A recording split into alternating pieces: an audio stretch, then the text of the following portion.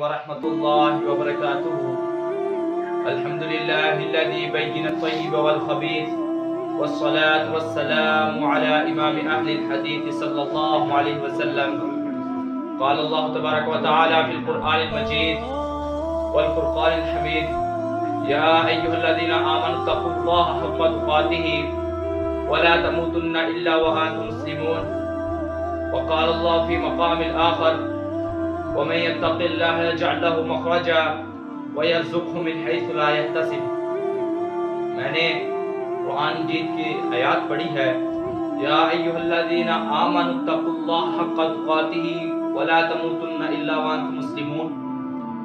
اللہ تعالیٰ کہتے ہیں اے ایمان والو، ڈر جاؤ اللہ سے جیسے ڈرنے کا حق ہے. وقال النبی صلی اللہ علیہ وسلم: من ترک شیئا للہ عوضہ اللہ خیرا منہ. کہ جو شخص کسی چیز کو اللہ عز و جل کے لیے چھوڑ دیتا ہے، اللہ اسے اس چیز سے عوض عطا فرماتے ہیں. حضرات، جس طرح بیمار جسم کے لیے ویکسین یا دوائی کی ضرورت پڑتی ہے، اسی طرح روح کی تندرستی اور توانا رکھنے کے لیے تعلق باللہ اور تقوی کی ضرورت پڑتی ہے. یہاں پہ سوال یہ پیدا ہوتا ہے، تقوی ہے کیا؟ میں حدیث سنانا چاہوں گا. ابی ابن کعب رضی اللہ عنہ سے عمر بن خطاب رضی اللہ عنہ سوال کرتے ہیں کہ تقوی کیا ہے؟ ابی ابن کعب رضی اللہ عنہ کہتے ہیں: اے عمر، کبھی پرخار راستے سے گزرے ہو؟ عمر بن خطاب رضی اللہ عنہ کہنے لگے: جی ہاں، گزرا ہوں. ابی ابن کعب رضی اللہ عنہ کہنے لگے کہ کس طرح سے گزرے ہو؟ عمر بن خطاب رضی اللہ عنہ نے فرمایا کہ میں اپنے کپڑوں کو سمیٹ لیتا ہوں اور بچ کے چلتا ہوں کہ کوئی کانٹا مجھ کو زخمی نہ کر دے. ابی ابن کعب رضی اللہ عنہ کہتے ہیں کہ یہی تقوی ہے، یہی پرہیزگاری ہے کہ گناہوں سے بچا جائے.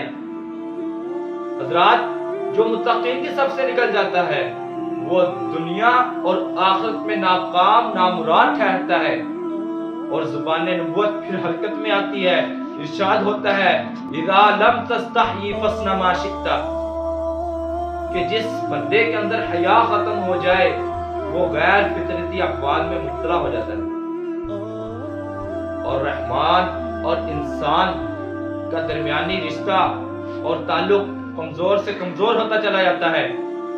اس لیے رسول رحمت، رسول خدا حضرت محمد مصطفیٰ صلی اللہ علیہ وآلہ وسلم نے فرمایا: اتقوا اللہ حیثما کنت. کہ جس طرح بھی ہو، جیسے بھی ہو، جس حال میں بھی ہو، اللہ کا حیا کرو، اللہ سے ڈرو، کیونکہ اللہ احق ان یستحیا.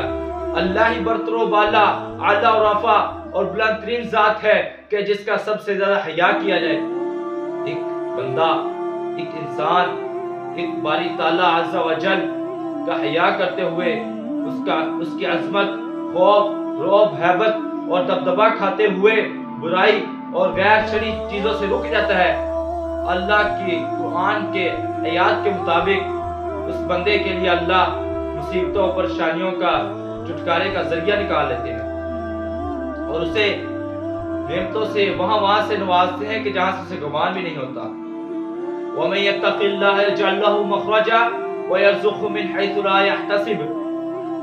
کہ جو شخص تقوی اختیار کر لیتا ہے، اللہ اس کے لیے راستے کھول دیتے ہیں اور اسے وہاں سے نعمتوں سے نوازتے ہیں کہ جہاں سے اسے گمان بھی نہیں ہوتا. میں اپنی آخری بات کر کے بات ختم کرنا چاہوں گا.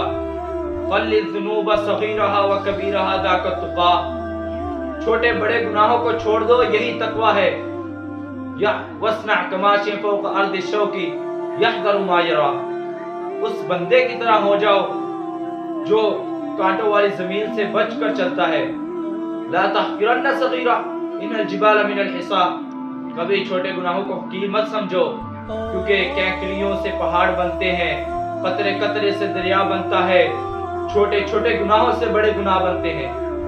ہم نے تو دیا جلا کے سریام رکھ دیا، اب جس کے جی میں آئے، جس کے من میں آئے وہ روشنی پائے. الکفایہ لمن لہ ضیاء. اللہ تعالیٰ سے دعا ہے کہ ہمیں حقیقی معنوں میں متقی اور پرہیزگار بنائے. والسلام علیکم ورحمۃ اللہ وبرکاتہ.